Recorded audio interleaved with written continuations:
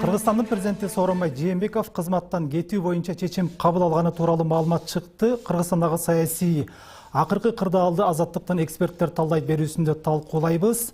Программаны мен Зайырбек Бактыбаев алып барам. Алды менен конокторду тааныштыра кетсем, Ата Мекен партиясынын лидери Өмүрбек Текебаев, Бүтүн Кыргызстан партиясынын лидери Адахан Мадумаров, ошондой эле Борбордук шайлоо комиссиясынын мүчөсү Абдрахматова, мурдагы депутат Каныбек Усманалиев жана коомдук ишмер Равшан Жээнбеков катышмакчы.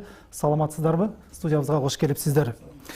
Өмүрбек мырза, биринчи суроомду сизден баштагым келип турат. Бүгүн журналисттер тараткан маалыматтарда сиз жана башка бир катар коомдук саясий ишмерлер президент Сооронбай Жээнбеков менен жолугуп чыгышкан экен.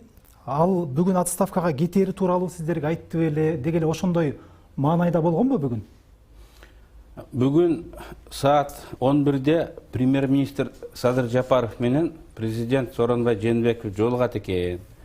Сиздер келип күбө же байкоочу катары катышып берсеңиздер деп президенттин аппаратынан чакырышты. Биз бардык, тилекке каршы Садыр Жапаров кечигип келди. Биз бүгүнкү кырдаал боюнча ой бөлүшүп тарап кеттик. Ошол жерде Сооронбай Жээнбеков айтты. Эки нерсени айтты. Мен арыз жазып кетпейм шайлоого чейин.